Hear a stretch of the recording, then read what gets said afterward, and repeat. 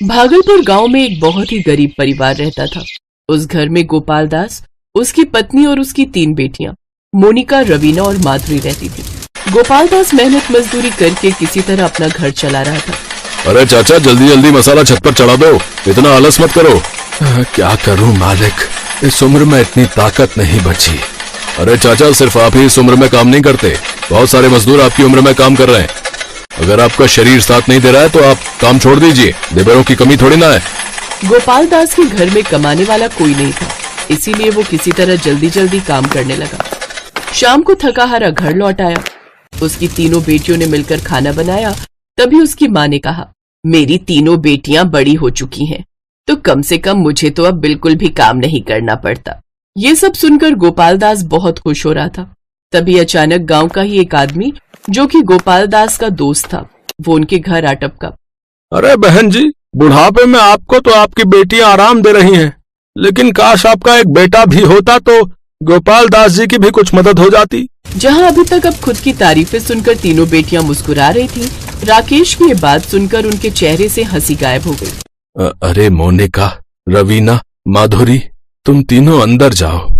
गोपाल दास की पत्नी और उसकी 3 बेटियां अपने अपने कमरे में चली गईं। अरे भाई साहब, इस तरह की बातें कम से कम मेरी बेटियों के सामने तो मत बोला करो। अरे गोपाल भाई, मैं तो तुम्हारी ही भलाई के लिए कह रहा था। मैं तुम्हें मेहनत मजदूरी करते हुए देखता हूँ तो बड़ा दुख होता है। अभी तक तुमने अपनी 3 बेटियों की शादी तक नहीं की। अरे कम से कम दामाद आ जाते तो दामाद ही कोई मदद कर देते। भाई साहब, मैंने अपनी बेटियों को किसी दूसरे के भरोसे नहीं पाला है, और न ही मुझे अपने दामादों से कोई मदद चाहिए। अगर ऐसा कुछ होता तो मैं बेटियां पैदा ही नहीं करता।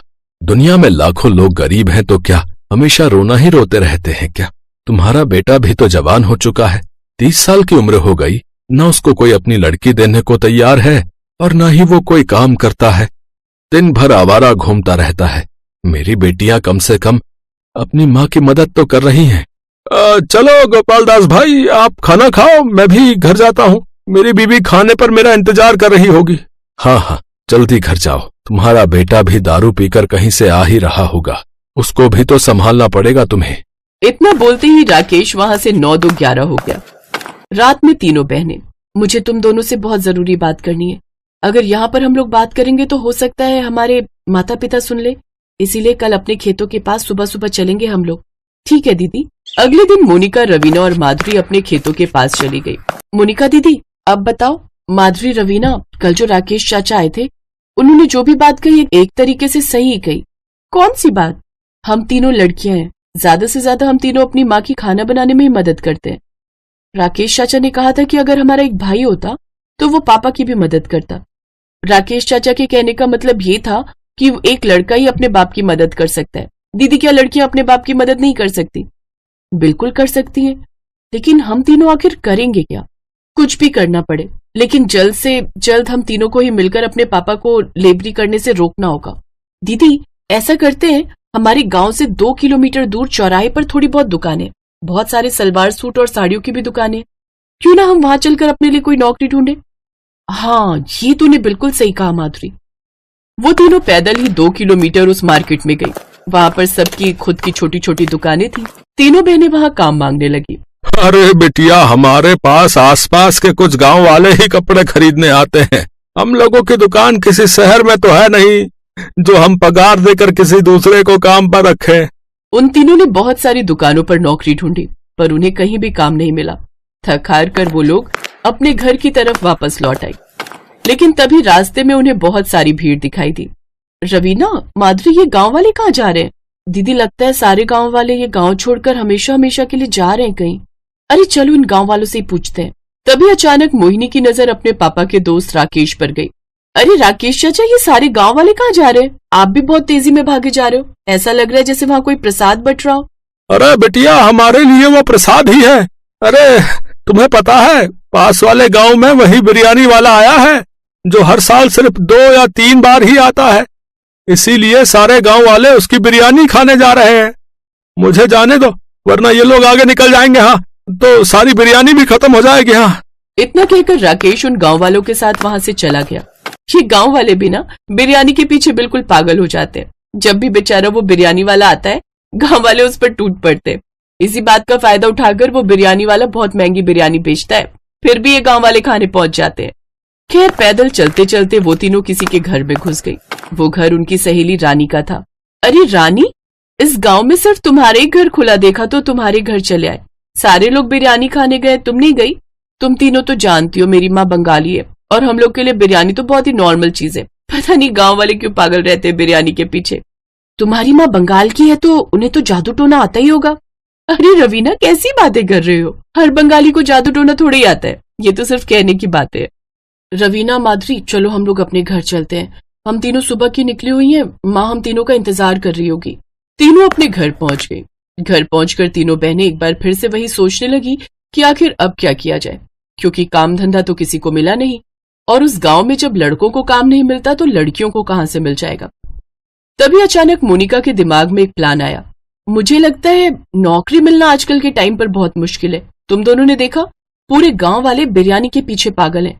अगर हम तीनों मिलकर किसी तरह बिरयानी का ठेला लगा लें तो गांव वालों को हर रोज बिरयानी खाने को मिलेगी। हाँ दीदी, ये तो हम लोगों ने सोचा ही नहीं। ये गांव वाले और आसपास के गांव वाले भी पहले दिन से ही टूट पड़ेंगे हमारे ठेले पर। हर रोज हजारों की कमाई होगी कम से कम। एक बार अगर काम चल गया तो पापा का काम हम लोग छुड़वा देंगे। लेकिन इसमें भी तो रुकावट है। बिरयानी बनाने के लिए बाकी सब तो हमारे पास है, लेकिन मटन और चिकन कितना महंगा है, वो हम कैसे खरीदेंगे? इतना तो पैसा भी नहीं हमारे पास। दीदी धीरे धीरे बोलो ना, माता पिता सुन लेंगे। कल हम लोग रानी के घर में बैठकर इस बारे में बात करेंगे। अगले दिन तीनों बहनें रानी के घर पहुंच गई। तीनों ने रानी के साथ अपनी बात शेयर की। अरे तो तुम तीनों को ये किसने कहा कि शुरुआत से ही मटन और चिकन की बिरयानी बनाओ? पर बिरयानी तो मटन और चिकन की ही बनती है ना। हाँ, लेकिन तुमने कभी वेज बिरयानी का नाम नहीं सुना? हमारे बंगाल में तो बिरयानी में आलू डालकर बनाते और बड़ी स्वादिष्ट भी लगती है। इतना सुनते ही तीनों बहनें खुश हो गईं। लेकिन आलू बिरयानी आखिर बनाते कैसे हैं? जैसे चिकन और मटन की बिरयानी बनाते हैं वैसी आलू बिरयानी भी बनाते। बस आलू उबाल कर डालना है। और रही बात बिरयानी बनाने की, तो वो तो मेरे घर में बना लेना और मेरे ही घर के बाहर चबूतरे में दुकान भी लगा लेना। हाँ, ये सही रहेगा। जब काम चलने लगेगा तब हम अपने माता पिता को बता देंगे, क्योंकि ऐसे अगर हमने उनसे इजाजत लेने की कोशिश की तो हमारे पिताजी मना ही कर देंगे। अगले दिन सुबह सुबह ही रवीना, मोनिका और माधुरी ने आलू बिरयानी बनाना शुरू कर दिया।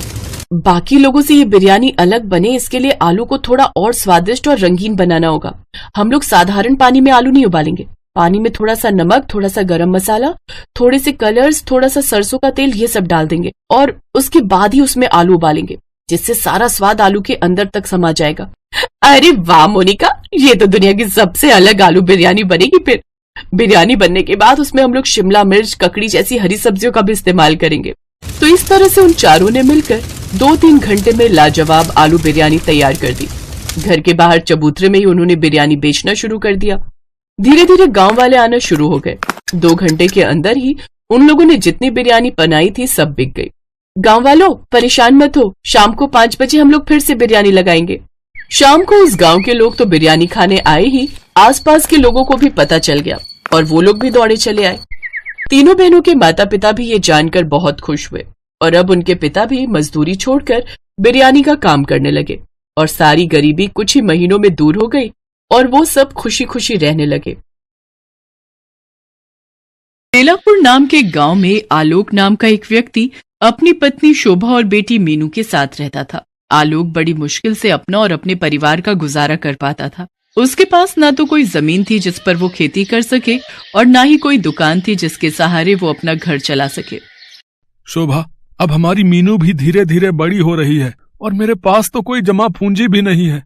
पता नहीं कैसे पढ़ा पाऊंगा उसे। हे भगवान, हमारी मदद कर। गांव में अगर किसी के घर की या खेत की साफ सफाई करनी होती थी तो वो आलोक कर दिया करता था, जिससे उसकी थोड़ी कमाई हो जाती थी। मगर ये रोज का नहीं था, कभी उसे काम मिलता था तो कभी वो बेरोजगार रहता था। क्या करूं शोभा, कोई पक्का काम मिलता ही नहीं जिससे कि अच्छी कमाई हो जाए। आलोक किसी पक्के काम की तलाश में निकल पड़ता है। काम तलाशते तलाशते उसे शाम हो जाती है और वो घर आ जाता है। शोभा, अगर कुछ खाने के लिए बनाया है तो दे दे, मुझे बहुत जोरों की भूख लग रही है। जी, आज के लिए थोड़ा सा आटा और सब्जी बची थी, वो बना दी है, पर ना जाने कल का क्या होगा। ओहो, अब क्या कर सकते हैं, जो है वही ला दे। मैं खुद काम की तलाश में सुबह से भटक रहा हूँ, लेकिन कहीं काम नहीं मिल रहा। मैं तो परेशान हो चुका हूँ। जी आप दुखी मत होइए, भगवान ने चाहा तो जल्दी ही हमारे अच्छे दिन आएंगे। आज तो ये रोटी सब्जी नसीब हो गई, लेकिन पता नहीं कल ये भी मिल पाएगी या नहीं। आलोक रोटी सब्जी खाते खाते काम के बारे में सोच रहा होता है, तभी वो सोच में पड़ जाता है। अरे वाह, रोटी सब्जी, ये तो बहुत अच्छी बात है। इसी रोटी सब्जी से मेरा काम बन जाएगा। आलोक खुश होते हुए शोभा से कहता है, शोभा, मेरे दिमाग में एक जबरदस्त आइडिया आया है जिससे मेरी अच्छी कमाई होगी। बोलो, क्या तुम मेरा साथ दोगी? हाँ हाँ कहो, क्या आइडिया है? मैं सोच रहा हूँ क्यों ना रोटी सब्जी बनाकर बेचूं। जी आइडिया तो अच्छा है, पर हम उसे बेचेंगे कहाँ? हमारे पास तो कोई जगह भी नहीं है। हाँ, ये तो मैंने सोचा ही नहीं। खैर, अब कुछ और काम ढूंढता हूँ। अगले दिन आलोक काम की तलाश में निकल जाता है, लेकिन सारा दिन भटकने के बाद भी उसे कोई काम नहीं मिलता और वो निराश होकर एक पेड़ के नीचे आकर बैठ जाता है। तभी एक आदमी उसके पास आता है और उससे कहता है, नमस्कार भाई साहब, मेरा नाम राजीव है और मैं इस गांव में नया आया हूँ। क्या आप भी इस गांव में रहते हैं? जी जी, मैं भी इसी गांव में रहता हूँ और यहीं पास में ही मेरा घर है। अगर आप बुरा ना मानो तो मैं एक बात पूछूं? जी कहिए। आप कुछ परेशान दिख रहे हैं, क्या बात है? जी, दरअसल मैं काम की तलाश में हूँ, लेकिन कहीं बात नहीं बन रही। सोचा था कुछ बनाकर बेचूंगा, लेकिन उसके लिए जगह नहीं है मेरे पास। जगह नहीं है मतलब? मतलब मेरा घर बहुत ही छोटा है और मेरे पास इतने पैसे नहीं है कि मैं नई जगह खरीद सकूं। ओहो, तो ये बात है। वैसे मैं आपकी मदद कर सकता हूँ। मेरे पास इस गांव में बहुत सारी जमीन है। अगर आप चाहें तो उस जगह का इस्तेमाल कर सकते हैं। क्या सच में? और जब आपकी कमाई अच्छी होने लगे तो उसमें से कुछ पैसे आप मुझे भी दे दीजिएगा। जी, आपका बहुत बहुत शुक्रिया। राजीव आलोक को अपनी जमीन दिखा देता है, जिसके बाद आलोक वहां पर अपना रोटी सब्जी बेचने का काम शुरू कर देता है। साथ ही शोभा भी आलोक की मदद के लिए आ जाया करती थी। आलोक की रोटी बिजनेस का काम बहुत अच्छे से चलने लग जाता है। सभी को उसकी रोटी सब्जी बहुत पसंद आती है। उसकी दुकान पर ग्राहकों की भीड़ लग जाया करती है। आलोक अच्छी कमाई करने लग जाता है। उस कमाई से वो धीरे धीरे अपना सारा कर्ज उतार देता है। फिर एक दिन वो राजीव के घर जाता है। अरे आलोक भाई, आओ आओ, क्या हाल है आपके? आज मेरे यहाँ कैसे आना हुआ? जी मैं बिल्कुल ठीक हूँ। ये रहे आपके पैसे। बुरे वक्त में आपने मेरा साथ दिया, उसके लिए आपका बहुत बहुत धन्यवाद। इसके बाद आलोक हर महीने राजीव को पैसे देने लगता है। एक दिन राजीव पैसे लेते हुए कहता है, आलोक, मैं तुम्हारी मेहनत देखकर बहुत खुश हूँ। मैं सोच रहा था मैं ये जमीन तुम्हारे नाम ही कर देता हूँ। इसके बदले तुमसे जितना हो सके उतने पैसे मुझे देते रहना। अब ये क्या बात कर रहे हैं? आपकी जमीन अब मेरे नाम? हाँ हाँ, मैंने फैसला कर लिया है। इस बात से आलोक बहुत खुश होता है। अब वो अपने काम को और भी मेहनत और लगन के साथ करता। लेकिन एक दिन जब आलोक रोटी सब्जी बेच रहा था, तभी अचानक उसकी दुकान पर पुलिस आ जाती है। भाई, कौन है इस दुकान का मालिक? जल्दी से बुलाओ उसे। साहब, ये तो मेरी ही दुकान है, मैं ही इसका मालिक हूँ। बताइए क्या बात है? ओहो, तो तुम ही हो वो हैं जिसने इस जमीन के मालिक को डरा धमका कर ये जमीन अपने नाम करवा ली। चल भाई चल, मेरे साथ चल, जेल की हवा खाने। मगर साहब, मैंने तो ऐसा कुछ भी नहीं किया। दरअसल इस जमीन के मालिक तो राजीव जी हैं। अभी हाल ही में उन्होंने अपनी ये जमीन मेरे नाम की है। अच्छा, तो फिर लेकर चल मुझे उस राजीव के पास। चल। आलोक पुलिस को राजीव के घर लेकर जाता है। क्यों भाई, क्या इसकी दुकान की जमीन तुम्हारी थी, हैं, जिसे तुमने इसे कुछ महीने पहले बेच दिया है? ये आप कैसी बातें कर रहे हैं सर? कौन सी जमीन? मैं तो इसे जानता भी नहीं हूँ। कौन हो भाई तुम, और मुझ पर झूठा इल्जाम क्यों लगा रहे हो? लेकिन आपने ही तो मुझे रोटी सब्जी की दुकान खोलने के लिए वो जमीन दी थी और कुछ महीनों बाद वो मेरे नाम भी कर दी थी। ये क्या बकवास किए जा रहे हो? मैं नहीं जानता तुम्हें। भाई, कहानी तो बहुत अच्छी बना लेते हो। अब चलो जेल, वहां की हवा खाने, वहीं तुम्हारी अकल ठिकाने आएगी। चल। तभी पुलिस आलोक को गिरफ्तार कर लेती है। लेकिन साहब मैंने कुछ नहीं किया है, मैं सच कह रहा हूँ। सभी अपराधी जो है ना, जुर्म करने के बाद यही कहते हैं। साहब, क्या जाने से पहले एक बार मैं अपनी बीवी बच्चों से मिल सकता हूँ साहब? ठीक है, लेकिन सिर्फ 10 मिनट के लिए, समझे? तभी पुलिस की गाड़ी आलोक के घर के बाहर आकर रुकती है। अंदर जाकर आलोक अपनी पत्नी को सारी बात बताता है। ये तो बहुत बुरा किया उन्होंने हमारे साथ, अब हम आपके बिना क्या करेंगे? शोभा, जब तक मैं वापस नहीं आ जाता तुम्हें ही ये घर संभालना होगा। और हाँ, अपना और मीनू का ध्यान रखना। मेरी बात मानो तो जब तक मैं वापस नहीं आता तुम अपने मायके चली जाओ मीनू को लेकर। नहीं, उन्होंने आपके साथ गलत किया है, मैं चुप नहीं बैठूंगी। अब कोई फायदा नहीं है शोभा, सब खत्म हो गया। कुछ सालों बाद जेल से छूटते ही मैं तुम्हें लेने आऊंगा। पापा मत जाओ ना हमें छोड़कर। इसके बाद आलोक मीनू और शोभा को गले लगा लेता है और तीनों फूट फूट कर रोने लगते हैं। तभी पुलिस आलोक को अपने साथ लेकर चली जाती है। तकरीबन 3 साल जेल में गुजारने के बाद आलोक वापस शोभा और मीनू को लेने उसके मायके जाता है। शोभा, तुम ठीक तो हो ना? और मीनू कैसी है? हम दोनों हर रोज आपको याद करते थे। मीनू रोज आपके बारे में पूछती थी। मैंने भी तुम दोनों को बहुत याद किया। चलो अब वापस अपने घर चलते हैं। इसके बाद आलोक दोनों को लेकर घर आ जाता है। घर आकर वो शोभा से कहता है, शोभा तुम खाना बनाओ, तब तक मैं आता हूँ। लेकिन आप कहाँ जा रहे हैं? उस राजीव से पूछने कि उसने आखिर मेरे साथ ऐसा क्यों किया। इसके बाद आलोक राजीव के घर जाता है, लेकिन उसके घर पर तो ताला लगा हुआ था। आसपास के लोगों से पूछने पर पता चलता है कि वो 1 साल पहले ही गांव छोड़कर जा चुका है। इसके बाद आलोक वापस अपने घर आ जाता है। शोभा, वो तो 1 साल पहले ही ये गांव छोड़कर जा चुका है। अब छोड़िए जी, उसको उसके किए की सजा तो भगवान जरूर देगा। अब आप अपने जीवन में आगे बढ़ने की सोचिए कि कौन सा नया काम ढूंढना है। हाँ शोभा, अब दोबारा से कोई नया काम ढूंढना पड़ेगा। वैसे जेल में मैंने काम करके कुछ पैसे कमाए हैं। जब तक मुझे कोई नया काम नहीं मिल जाता तुम इन्हीं से काम चलाओ। तभी आलोक का दोस्त राजू उससे मिलने आता है। क्या हाल है अशोक भाई? वैसे उस राजीव ने तेरे साथ बहुत बुरा किया भाई। छोड़ उन सब बातों को, बीती बातों को क्या याद करना। अब मैं आगे के बारे में सोचकर नए काम की तलाश में हूँ। बिल्कुल सही कहा तुमने। वैसे तुम्हारे गांव से कुछ दूरी पर एक शहर है, वहाँ रेस्टोरेंट और ढाबे बहुत कम हैं। अगर तुम चाहो तो वहीं जाकर अपनी रोटी सब्जी बेच सकते हो। ठीक है भाई, मैं सोचता हूँ। इसके बाद अगले दिन शोभा से कहकर आलोक शहर की ओर निकल पड़ता है। यहाँ तो एक भी जगह ऐसी नहीं दिख रही जहाँ मैं रोटी सब्जी लगा सकूं, पर वापस किसी से जमीन लेने की गलती मैं नहीं कर सकता। हाँ, ये ठीक रहेगा, साइकिल पर रोटी सब्जी बेचूंगा। इसके बाद जो थोड़े बहुत पैसे की बचत उसने जेल में रहकर की थी, उनसे वो एक साइकिल खरीदता है। इसके बाद आलोक रोज गांव से आना जाना करता है। साइकिल पर घूम घूम कर रोटी सब्जी बेचता है। रोटी सब्जी ले लो, रोटी सब्जी। सभी आलोक की रोटी सब्जी खाने लगते हैं। धीरे धीरे उसकी कमाई काफी अच्छी होने लग जाती है, जिससे वो शहर में किराए पर घर ले लेता है और अपनी पत्नी और बेटी को भी अपने साथ शहर में ही रखता है। अब उसकी आर्थिक स्थिति बहुत अच्छी होने लगती है। एक दिन आलोक रोटी सब्जी बेच रहा था, तभी उसे शोर सुनाई देता है। जब वो वहां जाकर देखता है तो सड़क हादसे में एक आदमी की जान चली गई होती है, जिसके कारण वहां भीड़ लगी होती है। जब आलोक पास आकर देखता है तो वो हैरान रह जाता है।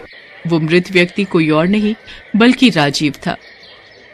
इसका मतलब राजीव गांव से भागकर यहाँ रह रहा था। भगवान ने उसको उसके किए की सजा